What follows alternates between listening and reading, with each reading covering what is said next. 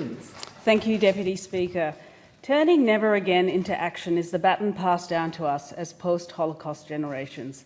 The Jewish people are rightly seen as the custodians of Holocaust remembrance, research and education. But this cannot be taken as a free pass for the rest of us. This dark chapter and its aftershocks belong to humanity, to each and every one of us, Jewish or not. Time and again, Holocaust survivors emphasise the importance of education. For many, it has been their life's mission, which is why they have devoted their lives to telling and retelling their stories, testimonies that breathe life into the incomprehensible statistics.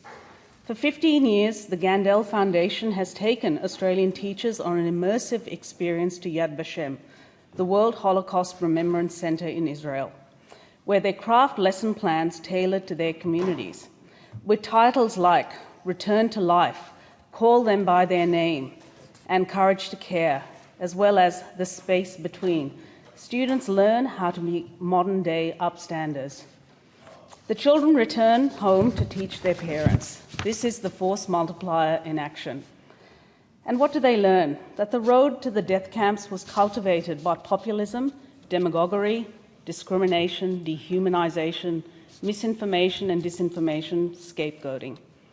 They are universal themes, not unique to the Holocaust, red flags that we can only recognize if we have an eye that has been trained on the past. At an annual ceremony, the teachers described their journey and outcome, but most striking was their caliber: thoughtful, articulate, commanding. It is only through education that we become kinder and wiser, able to critically unpack what we see and hear, so that if we are again faced at that fork in the road, our internal compass does not fail us. It is fitting that this ceremony was held at the newly opened Melbourne Holocaust Museum. Like many, the Melbourne Holocaust Museum relies on the generosity and volunteerism of Holocaust survivors, people like Abraham Goldberg, who endured the horrors of the Lodz Ghetto and the Auschwitz concentration camp. His family were murdered.